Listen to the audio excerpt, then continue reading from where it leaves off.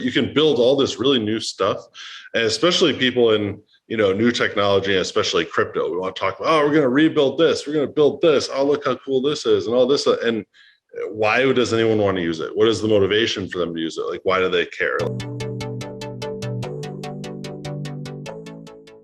Hello and welcome to the Financial Fox, investing and innovation ideas with a twist. I'm your host, Steffy B, and in this episode, I will be joined by Tyler Spalding, co-founder at Flexa, a blockchain payments company based in New York. Obviously, we are going to talk about payments, and payments is a massive industry.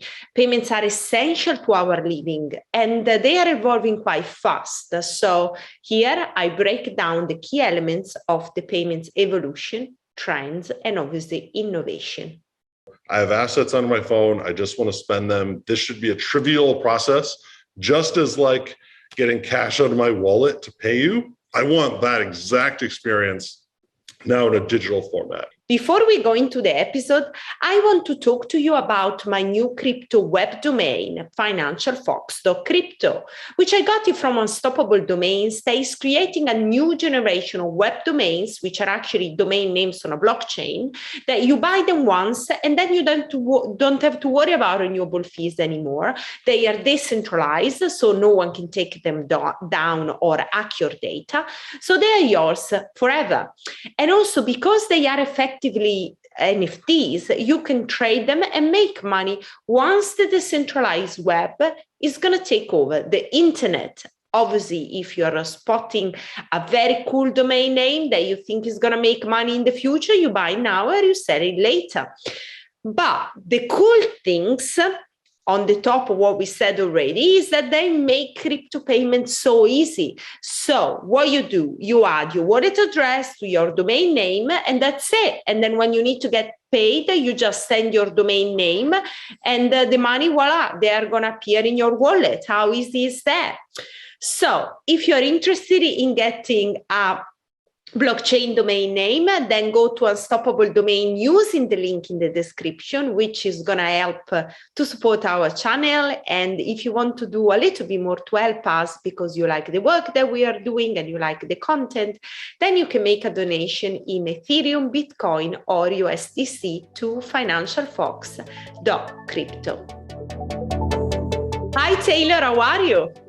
Hi, I'm doing great. Thanks for having me on the show. I really appreciate it. Well, it's also to have you because it's been quite some time that I wanted to cover payments, which is a very exciting space to be right now. And obviously everything happening with crypto.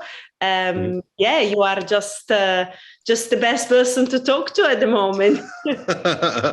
Well, yeah, I mean, it's exciting to see how fast everything has really been evolving. So now there's just been so much more enthusiasm. So it's like probably the most exciting thing is seeing how it's evolved from just like speculative investing and, all the when moon and all those sort of things. Like that's always going to be, out there to some degree. But we're really seeing this evolve now when you see DeFi. You see payments, you see other infrastructural projects, you see data storage and other things that are really bringing this technology to the forefront in like super meaningful ways. And so that's probably the thing that excites me the most. And yeah, happy to talk about what I've been seeing there, and particularly as it relates to Flexa too. Exactly. So shall we maybe start with you introducing yourself, a bit about your background, and then how you got into Flexa? Sure. So I guess started off as an entrepreneur. So way back when, more than 20 years ago or so, was started an e-commerce company and successfully exited that, but then moved into then official schooling. So I'm formally trained as an aerospace engineer. So that's something I'm very proud of. And so in doing that and then going to graduate school, moved on. I was in academia for a couple of years, and then also started another e-commerce company. Then actually got into NASA for a while. So I was working on like space shuttle, the NASA space shuttle program, and other human space flight, like hardware, not as much on the software side, but that was super exciting. Really, really proud of and a part of all that. That's something I hold very near and dear to my heart. But in creating After that, started another company that was, again, it was retail payments. So it was more of a sort of another commerce brick and mortar application. And so there was this theme of e-commerce and then in-store, where to enable all of these things like payments was very much woven into the fabric of everything that I was doing. And so after exiting that company, worked at another payments focused company I was the CTO of that company for approximately 3 years. And from all of that said, now where do you go from here? Like, what is the next step? What is something I'm really passionate about? I really want to solve. And thankfully, I had met a number of really smart people along the way. We came together, put Flexa into place. And then another sort of theme to all of that, I guess from my background, I was into Bitcoin a little more than 10 years ago at this point. So like 10 and a half years ago. So it's something I had followed really closely and been involved with countless projects since its inception. So all of the early sort of wave of crypto and the projects, investing and coding and mining and everything, I was very deep throughout all of that. And so it was this really interesting like kind of time where you can see how you really solve some of these payments, like these infrastructural problems we see in payments. And now there's this new like distributed technology that had really started to become more mainstream and evolve to a meaningful tool. And now we got to put those together. One thing that I always try to emphasize is that Flexa is absolutely not, I really like crypto and crypto technologies, therefore let's try to force this onto people and find an application of what we really like, which I feel like is probably 99% or more of all crypto payments products that are out there. It's, we want this to work, therefore we're going to try to make everyone use this. This was completely the opposite. It was looking to solve payments. We think we understand the complexities of the components of how to appropriately change them or evolve this. And wow, it turns out that this crypto stuff actually can solve those exact problems very well. And so that's kind of how it all got put together. Okay, that's very interesting. So you have basically overview, I would say also the evolution of payments over many years. Do you maybe want to expand on that? How payment has changed since you started to look into that until now? Yeah. Oh, wow. That's a great question. At a high level, like fundamentally, so there's a lot behind the scenes, but fundamentally payments have not changed. And that's actually sort of a lot of the situation. That's why it's hard. It's like so kind of I don't even know what the right word I'm trying, but like overwhelming maybe. And the complexity of the system is that fundamentally it hasn't really changed. It really starts with someone having an account number and using an account number to then pay for something. And that's really all that happens. And so you need to be able to verify the authenticity of that account number, who's holding that account, where the funds are, how do the funds get moved around. But then there's also all the interface components of, if I have an account number, whether it's a bank account, a debit card, a credit card, I need to now interface with all of the hardware and software, both online and in stores. And the incumbent players that basically created this system now 50 years ago or so have done a phenomenal job of building just absolutely massive barriers to entry. So they've installed all the hardware, they've got all the licensing deals, they've got all the money licensing components around, and even like settlement time, settlement capital, all of these components, they've like the regulatory angles of like ensuring that they can move money in the ways that they do and build the network that they have. It's incredibly complex from that side of things. And so that's also why they have just phenomenal network effects. And that's why they're used so broadly. And so to a consumer, this also works fine to them. If I have a piece of plastic in general and I can use this all over the world and it's just going to work for me, like I'm happy, I'm satisfied.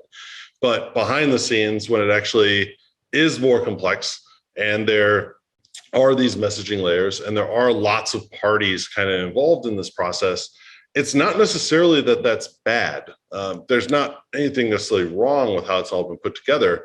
But when you're not using the newest technologies to facilitate some of that, it ends up costing maybe 100 times more than it should, or that it can. So I guess to sum that, payments are generally really the same as they have been. But then as it evolved now into more of a digital age and people using them in different ways, it's still the core mechanism, but now it's getting used in different methods. So, before you might walk in somewhere, they'll hand write down your account number and debit you manually. That would maybe evolve into like some sort of like a credit card or a card reading machine where they would literally stamp out your numbers right into a piece of paper.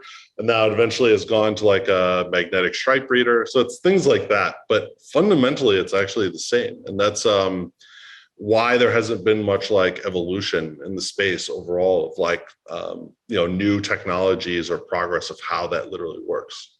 Okay, interesting. So obviously there are some tricky steps within the payment that can maybe be more vulnerable. Maybe it's about security, maybe it's about the interface that, can maybe stop people to using it, or they are challenges for the evolution. So what I basically wanted to say, when I was young, I was growing up in Italy, right? Mm-hmm. Nobody was using debit card or credit card. So the only way that I remember my parents told me to make a payment was to bring your cash, mm-hmm. go in a shop, and whatever. Then you only use the cash, and one time, or you use checks, right? I think my mm-hmm. mom still use checks when she go, to buy maybe a big shopping mm-hmm. or stuff like that. And one of the reasons why my dad was always like, no, I'm not going to get credit card. They are going to steal my money. Oh, really? You don't know how much you spend, and then it's going to go beyond what you should have spent. So there were all these kind of things that when obviously I grown up, I went to university, I changed country, then all these things I actually realized, you should have got a credit card a long time ago. And I think now they are kind of getting to the stage where they are using one. So what do you think are the elements that the element that challenge the payment industry more? Is that the interface? Is that how fast? Is that the security? What's your view on that? Oh, wow. That's an awesome question. So it really just, that's a great question, because it's almost like, why does anyone care, right? You can build all this really new stuff, and especially people in, new technology, especially crypto. We want to talk about, we're going to rebuild this. We're going to build this. Oh, look how cool this is, and all this. And why does anyone want to use it? What is the motivation for them to use it? Like, why do they care? Like, so now in payments, how in the world do you evolve what's there when your credit card generally will work for people? So why do people why do they even care to move on or like build anything new? So it then has to get at the heart of the utility for them. So for a consumer now, it would be more and more digital. So as now, like it's evolved, people don't have those physical cards, right? They have their phone, or they want to use other digital payment methods. And so that's becoming way more prominent. So that's like one part. It's also then getting into that ecosystem. So to even get now a credit card, you have to have a bank account. You have to go through the entire process. You have to be 18 years or older in the US. You have to have credit. So to us, that was sort of like, oh, this is how it works. This is how you go about getting these cards. But now, younger people are looking at that as like, well, why do I have to do that? Why are all these things connected? Why do I have to go, I just want to use the cash, right? Yeah, like I just want to pay. You have to be a resident. Yeah. I mean, I remember my first bank account in the UK, I need to live here and prove, these kind of things where people are moving a bit, maybe not with COVID, but. Exactly, right? So for you just to be able to conduct commerce, why do you have to be entered into this like massive machine and this system, when in reality, you don't have to? It's just the way that it's all been set up. So that was kind of going back to, I was talking about some of the complexity of how this has all evolved. So that's a big one. So people not wanting to opt into all the complexity that's there. It's becoming more and more digital to where people don't even want to carry around all these physical cards and sign up for them. And then when you lose them, then you have to get a whole new card and you can't use it anymore because then the number is exposed, right? And the exposure of those numbers or the vulnerability is only getting worse, where you're shopping online, you're using this number all over the place. People can just see your card number whenever they want, like go to a restaurant or something, right? So there's all of that. Even worse, subscription method. Exactly.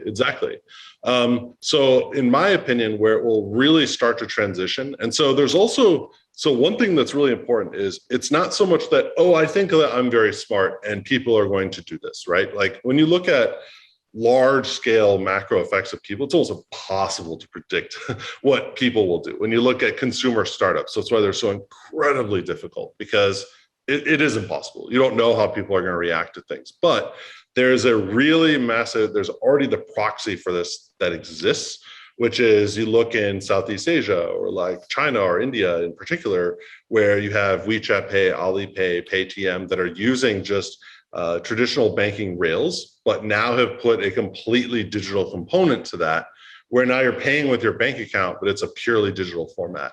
And that is literally used by the huge majority of the population. Billions of people with the B, so up to like 3 billion people, I think, are using these products like, just about every day. And that's where it's evolved to, of a digital medium that's really easy for these people to transact with. And there's no fees. It's relatively instant. It works for them. Like we've already seen now the proxy for a, cash-based society is moving into this, like just a digital version of that. And one thing about those methods too is that they work everywhere. You could go out to like a remote village in China and pay with your phone, and that will work, and that's commonplace, and that's not like a crazy thing. And then here in the US, we can't use my phone to go buy something, down the street. It's just crazy. So there really is this proxy, this evidence for people migrating more towards that really easy simplicity utility of, I have assets on my phone, I just want to spend them. This should be a trivial process, just as like getting cash out of my wallet to pay you. I want that exact experience now in a digital format. And that's what I think will drive the evolution of this, and people really caring and using this, because it's going to be way easier for them. And it's just going to be not needing a totally separate instrument of, I need to now go to my wallet to pull out a different thing. It's a card, it's a different instrument. Like that should all just live exactly the way that it has on your phone, make it digital, simple transaction, or whatever other digital method you have. And so we really see it evolving that way. Do you think is the payment evolution the key element for developing countries to actually start developing their economies or strengthen their economies? It's a component for sure. Yeah, I mean, that's going to be even probably a little bit outside of my own expertise, but in general, the easier you can enable payments and the velocity of payments and people's access to capital, and then by virtue payments, that'll spur economies. That's going to spur growth. That's literally the engine of how everything works. And when you're not, I want to say stuck, but when you're only dealing in in-person cash transactions, that is so incredibly limited, where if you just look at those two situations around growth, evolution, a great example is you can't use cash online. Like that's a massive barrier. So you really do need this bridge, as I was sort of mentioning, is how can you use cash online? How can we have a digital version of cash? And again, having now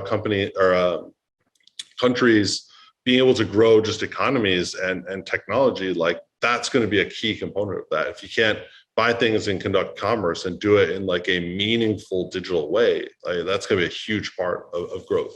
And one thing I would sort of mention as I think through this is the marketing of these large companies in the US, they like to tell you that we have cashless societies in the United States. We absolutely do not. So if you have cash and you spend cash, and then you use a debit or a credit card, that is absolutely not digital cash. That is a dollar or money in their closed infrastructure or their closed system. It's not your money anymore. It's the bank's money that's routing numbers on your behalf, potentially. So I'm not even necessarily saying that's bad either. So I don't want people to say, oh, you thinking that's like evil. No, it's not that, but it's not digital cash, where if I have my cash and can transact it freely and I'm sending you the literal dollars or otherwise, we don't have that in the US right now. Yeah, I mean, I think it's going to be tricky to get into, whatever we think the bank or, whatever. I just think exactly as you said, when the money goes in the bank account, is not your bank account, and everything can happen, and the money is just going to be lent to somebody else, and that's something that maybe is better that we don't go into, but otherwise it's going to get a bit controversial, and we want to keep polite. So you say, right, that's what I'm reading from your website, Flexa offers the fastest, most fraud-proof payments network in the world. So I would like to break this down. Fastest, what about security? So fraud-proof, and then we can go a little bit also in the privacy elements of what you do with the data, how people sign up, all these kind of things. Sure. So yeah, what you read there, we're super proud of. Basically, we just reimagined what a payment network would look like from the ground up if you were now building it in 2020, 2021, rather than 50 years ago. So the way that these card networks work now, the internet wasn't invented. People weren't paying through digital methods. Like none of that was really thought through. It was all added on later. So that's where all the complexity and kind of these multiple steps and all this sort of like operational and technical debt is built into the system. That's, kind of how it exists today. What we thought about is like, what if we just had none of those preconceived notions and just rebuilt it from the ground up? What would this all look like? So I'll even give maybe here's like a really quick analogy that might help too. When you're using like a credit card now and I swipe a credit card, all that information from the magnetic stripe, your user, your name, the account number itself, other identifying information gets routed through like every single person. So the bank sees it, the merchant could see it, a processor could see it, a merchant bank could see it, like all these individual components see all of your data. It's like flowing in a linear way. And someone will say, oh, is this transaction approved, denied, or otherwise? And so this is why you see all these data breaches, because it's not a matter of ever if someone steals your data, it's only when. That's what happens all the time, because when you have 12 different entities all receiving your information where they can potentially lose it or have it exposed, that's going to happen. And so that's just how that would work. But what if you did something like, now just as like this thought experiment comparison to like how cryptocurrencies work or something like Bitcoin, where now what you have is a transaction that I sign the transaction all offline, all privately now using my private key. And then the entirety of the transaction is all public.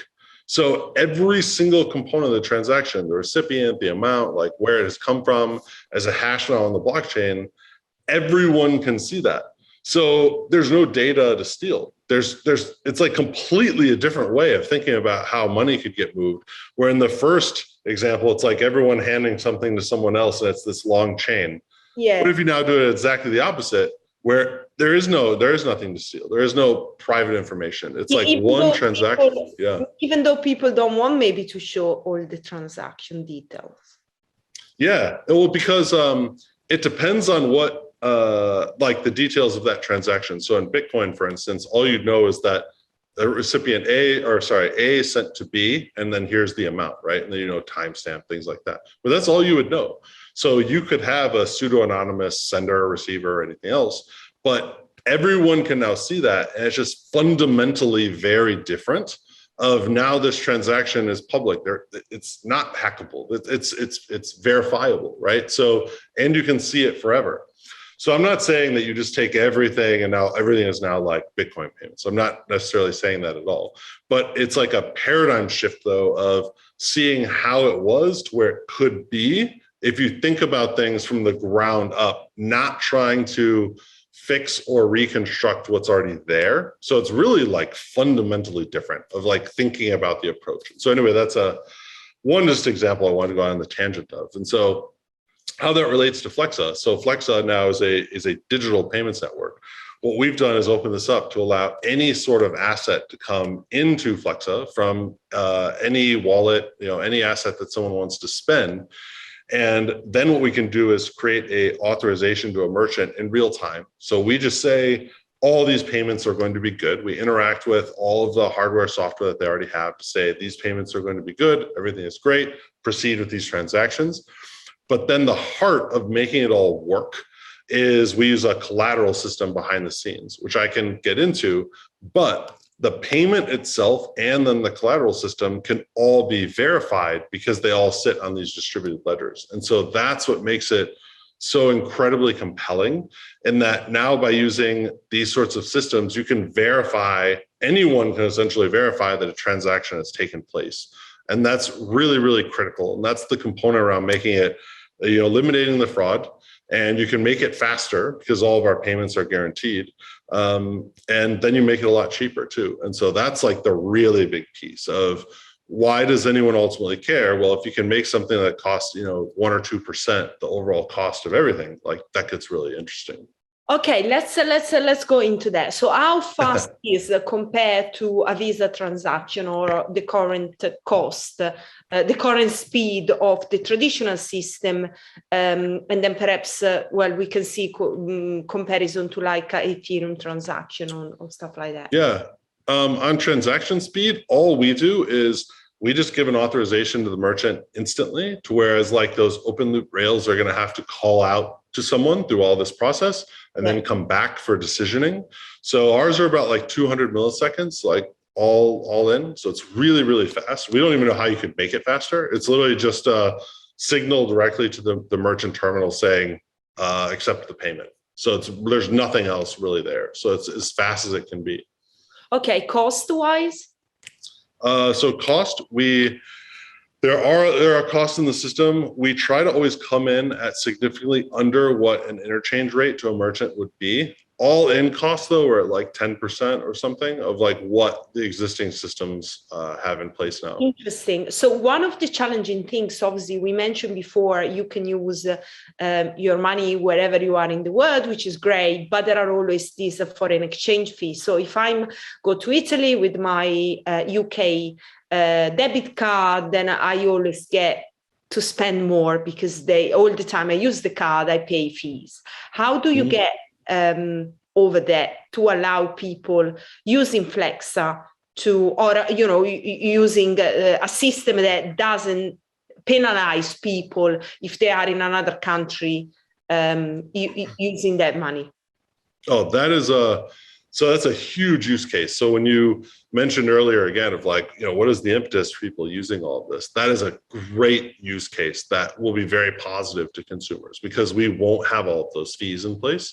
So the real complexity or the challenge for us to overcome is just getting the various licensing and then even the merchant acceptance in other countries and jurisdictions. But we have all of that in process right now. And as that comes online, it will just work. So you'll be able to use your money in other countries exactly the same way. Okay. So basically you're going to get all regulated and have all the license within, and then it's going to kill any kind of exchange. Okay, what about, obviously you are receiving this input from people that want to make a payment. How are you going on about KYC and also security basically and privacy? Okay, yeah, that's a great one. So to start off and just being able to spend digital assets, especially now globally, we just have an identification system. So you do need to submit information just on where your name and where you are. So we need to know at least your residence. So are you a US citizen? What state do you live in? Like things like that. So it's not full-blown KYC in that we don't need picture ID or all these other things just to start spending. We can enable higher level spending that will require those elements. But just to get started and to use this for everyday spending, all we need is just very, very simple identification. And then all of that just gets stored as a Flexa ID, essentially like that. And that's also transferable to any wallet that you'd ever have. So that's something you can always log into as a consumer. So that gets really easy and utility, not having to swap over for wallets or things like that. It can be something that's super easy. But yeah, we've tried to keep that as absolutely lightweight as possible, because this is, again, you want consumers to be able to use this. And how is this meaningful to them? And adding all these additional steps and friction and otherwise, you have to make this still usable. But at the same time, you need to be compliant, because we're working with some of the largest merchants in the world, and they don't want to have any exposure to something that's going to be challenging for them down the line. So it's really like, how do we best sort of fit and kind of in building our hybrid sort of infrastructure approach, and then a lot of open source approach, like where does it sit in the middle to make it best usable for both parties? And so that's just the simple approach right now that we have. Okay. Now, what is your network, or for instance, partnership that allows Flexa to be integrated so people can use it on in different places, marketplace? Oh yeah, great question again. There's no one answer because again, how this has all evolved in this just absolute fragmented mess. There's hardware, software, multiple layers, how all the various parties interact.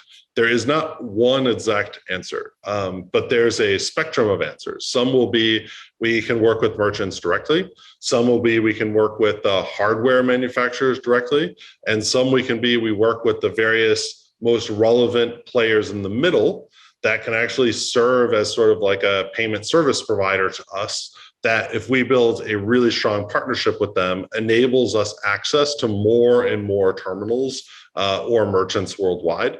And we've actually done all three of those, and then even combinations of all three. We've announced a handful of those recently. So over the past, we've been doing this very, very aggressively for more than 3 years. So we've made considerable progress in really enabling this. So the largest hardware, point of sale hardware manufacturer in the world, NCR, we've announced our partnership with them to where we have native integrations where Flexa payments can now be made on NCR terminals worldwide. Incom is another really large global digital payments player. We've announced a partnership with them, Aris, Sitcon, a handful of others.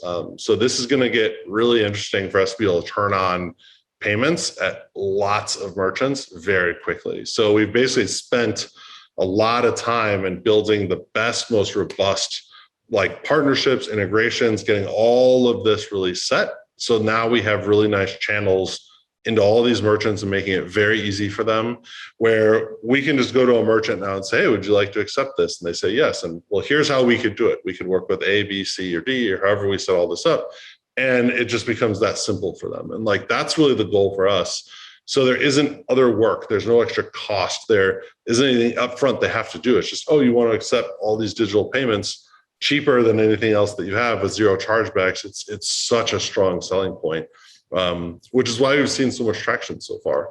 But the background, unsexy, non-promotional hard work is really almost like the lifeblood of what we're doing that doesn't really get seen and we don't really talk about as much because it's not going to be the headline stuff, right? It's lots and lots of hard work and integrations and infrastructure, it isn't as sexy, but that's really the lifeblood of what we're doing. And we've spent a lot of time and effort in really getting that right. I imagine, because the more you get adopted, more you get integrated, more the business is going to flourish, regardless of how your technology is good. I think that it requires a lot of effort. So I can definitely understand that. So let's talk a little bit about maybe competitors or, some other solution, which I would like you to comment on. So sure. Lightning Network.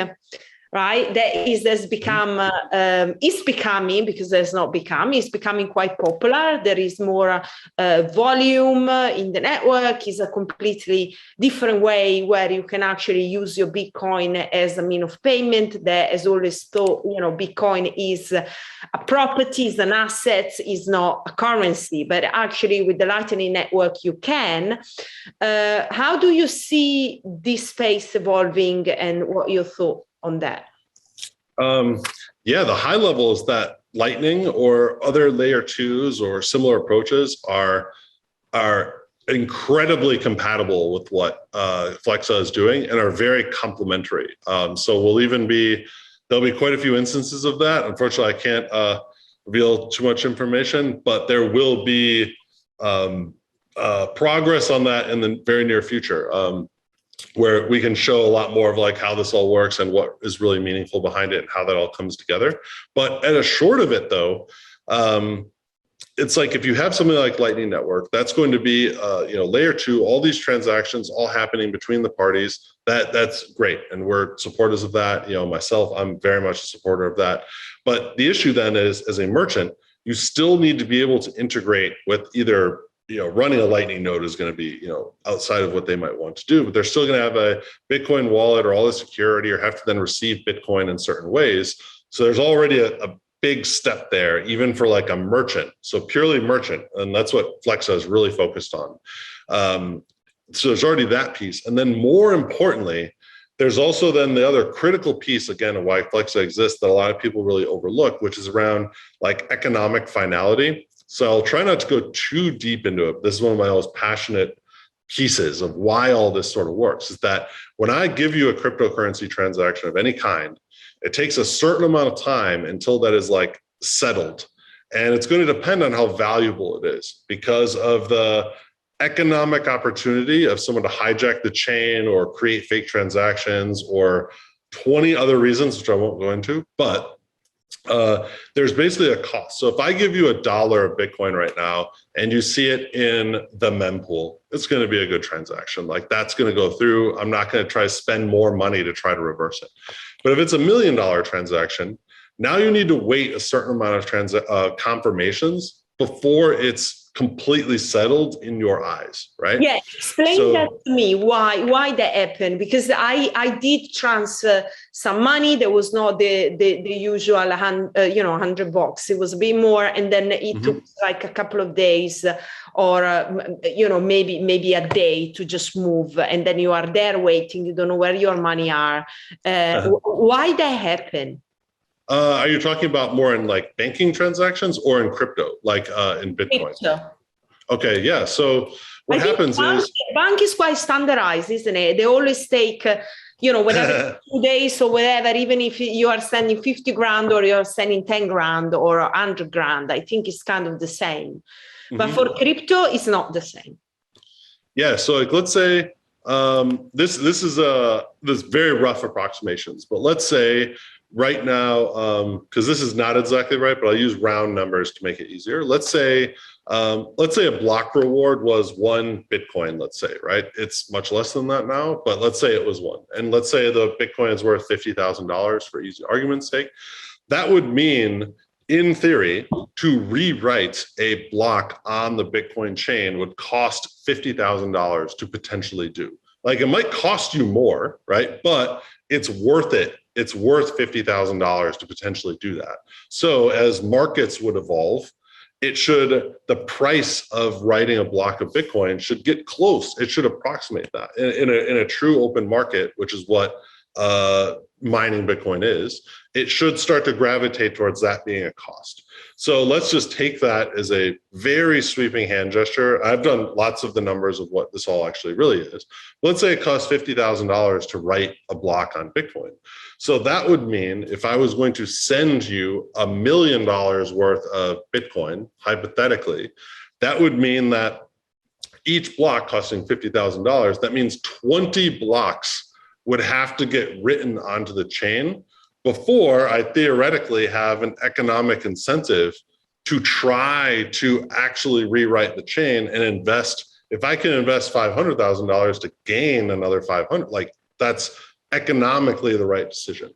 So there ends up being this situation where in a lot of these chains, especially the lesser ones, there's economic incentive for people to cheat. So you basically need to wait until a certain amount of confirmations have occurred. So like, let's go back to the $1 million example. Let's say 100 confirmations have taken place, right? That would mean it's not economically valuable for an attacker to try to basically publish another version of the chain and rewrite history, because it would cost them way more money to do that. So why would they ever do it? Why am I going to spend $10 million to try to steal 1 million, right? So it just won't happen. So that's really what's the element at play here. And that number, so I hand wave through those numbers of how much it costs to write a block to the chain, what is the economic opportunity cost and all those things, varies tremendously based on market prices of assets, network congestion, how much it costs. Is it proof of work or proof of stake? Proof of work, you actually will have to write all those blocks offline, whereas proof of stake, you can just publish them all on yourself anyways. You just need to get a majority of the network, like the tokens, in order to like make the chain the longest chain. Depending on, there's so much into this, depending on the consensus rules, you can talk for hours or days just on that. But all that comes out though is that it's this concept of economic finality, of when does an asset become permanent to where it can't really get reclaimed back by the sender. And that's really the core. So when you look at Lightning Network, all these transactions are now occurring inside of this channel or this layer 2 channel. For the merchant to receive a final irreversible payment, you now need to publish the Lightning Network funds onto the main chain, and then wait enough time for them to become economically final. So that will always exist. That's just the way the system works. And that's not a bad thing. But so now again, for true long-term, large-scale merchant payments, if you're someone like a Walmart or another merchant, you need all these funds published on chain. So you need to wait for all that to happen. And that's fine. That's like a trade-off. You don't just get all the best of everything. You get the most secure and best, payment system, but it's going to take you a little bit of time. That's where the finality comes from. And that's why it's so powerful. So that's where Flexa kind of sits in the middle as we say, all right, we're going to use all these things that take a little bit of time to settle, but they're perfectly settleable. That's why it's so great. And then we're going to use our collateral system and we'll just make the payments instantly too. So like, that's what we sort of do, is like, we're this like adapter that allows all these payments to become now instant and final on a merchant perspective, without them caring or knowing anything about what's a Lightning channel. Oh, how long does it settle? What's economic finality? What are block? They have none of that stuff. And we'll make it all work. So spend a few words about the collateralization that you mentioned before, how that works. Oh, yeah. So basically, as I had mentioned, all these assets, we just enable them to now be spendable, used by merchant, instantly. We just make the payment work. And it says, oh, this payment is instant, everything is good. But so what we do is, so let's say someone is spending Bitcoin. What we do is we make the wallet, so not users, so this is a really important distinction. Users don't care or don't have to see or don't even have to know any of this stuff exists. So that's a really important piece. Yeah. They can, and we encourage them to, but they don't have to, right? Much like you just swipe your credit card and you don't care. Like that's also what we have. But what happens is the wallet or community members or basically anyone, because it's permissionless, you stake the network token. So we have a token that's called the AMP token. It's just a standard ERC20 compliant token. It has some actually really interesting features that are probably beyond the scope right now. But you can basically stake this into a collateral contract. And then the network says, all right, wallet A has a whole bunch of users that want to spend Bitcoin.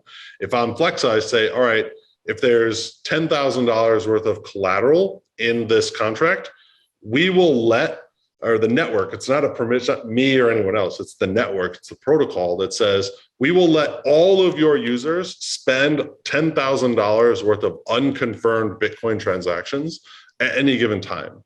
So basically the users get to transact against that collateral that sits there. And so we now know that every single payment in the network is guaranteed. And that's the critical piece. And so by having that game theory in place too, the wallet should really never cheat and try to double spend its user, which it could do. but it doesn't because it'll lose the collateral. So, and thankfully that's actually never happened. In 2 years, it's never happened. And that's why, because it's just game theory. It's just like a proof of stake validator node, right? Why are you going to cheat when you're going to lose all the tokens that you're staking? Like, you build the system to where no one is going to cheat, and that's the idea, at least, to where it shouldn't happen. But yeah, the collateral basically serves. It's so yeah, going back, kind of trying to tie everything together. You have this really great consensus mechanism that just takes a little while to finalize payments. The collateral, the AMP token collateral, sits in the middle. That basically sits there while everything is clearing to reach economic finality. So it serves now to make all the money instant, but it sits there to like protect against the timing and basically fill in the gap of while it takes time to get everything to become economically final. Okay, very interesting. Now, last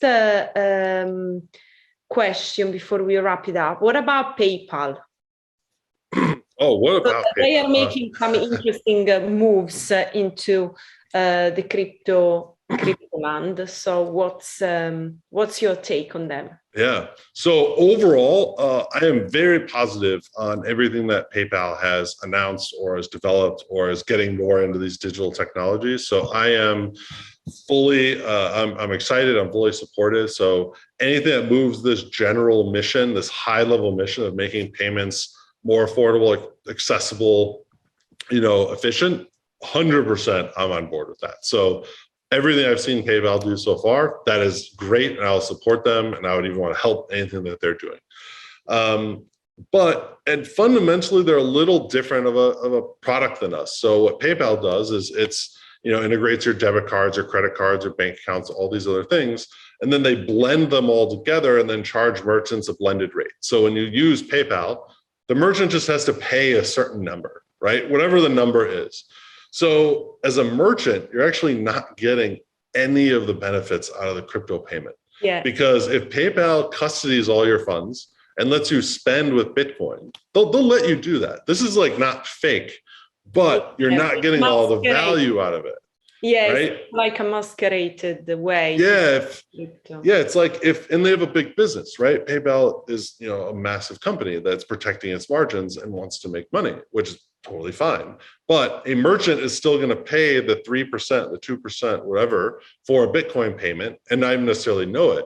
So what Flexa wants to do is, so if you look at PayPal's payment methods of, bank transfers and credit cards, debit cards, all those other things, some of those are very expensive and some are a lot cheaper. They blend them all together and then charge merchants the blended rate. Yeah. What we want to do is say, we're going to take the cheap, good ones out, only let you use those, and then charge you 1/10 of the cost. And that's why it's a little bit fundamentally different. And I honestly just don't see PayPal doing that or caring. How can PayPal take its business model and say, oh, this is great, we're making billions of dollars, let's just cannibalize all of that, and now we're actually not going to make as much money, we're only going to facilitate these types. I just don't see it making sense to them.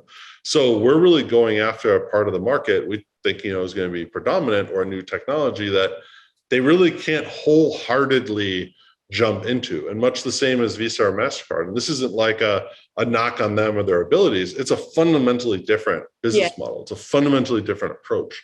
And so that's a key differentiation. So it's 100% competition. So we're not saying, oh, we're so great or we're so smart. Absolutely not. I mean, these guys are the incumbents. They're massive, but it's a different approach, different technology that we think has a very, very compelling road ahead of how big this can actually get when you are removing all those other expensive instruments. So we'll see how it all pans out. But exactly. Yeah. Okay, so if you can fast forward 10 years from now, how do you see the payment industry? How the payment industry looks like? So in my very, very best scenario, it literally it's almost like no one cares. Like that's almost the better version. Right now, payments can be painful. You have merchants complaining, you have chargebacks, it's all this cost, it's so expensive, it's so hard. I can't, it's not all operable everywhere. I would wish, honestly, for that all just to disappear. And you literally just have your phone with whatever asset you have on it. You'll scan it, you'll hold it up to a terminal, whatever. It just pays and it becomes into the background. Much like how a transaction 100 years ago when you're paying with cash, that was the final piece. It was the negotiation. It's looking at the merchandise, whatever, agreeing to the contract, and then you just give them the money and you walk out, right? The payment was not ever a thing. It was never supposed to be a thing. It's just the means of like consummating the transaction. I would love, and I'm going to aspire with everything I can do to make it there, to where it becomes like not a big deal, no one cares, and it can happen. When you look at peer-to-peer payments, when you look at something like Venmo and to PayPal's credit, they've done that. To make a payment to your friend, oh yeah, here's the money. Okay, great. No one is out there being like, ooh, check out this Venmo app, how cool it is and how great it is. Like no one cares because it's so easy to use and people are using it and it's been valuable to them.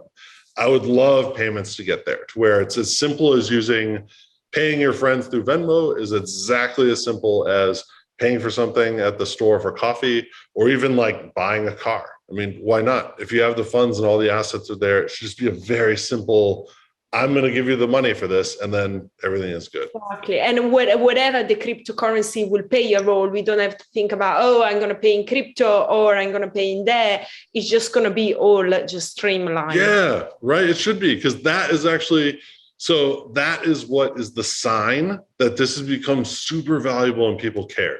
Because they don't care otherwise. Like this can be the heart of how all of this works. And you can have the, Bitcoin. Let's say Bitcoin becomes a predominant form of all this commerce.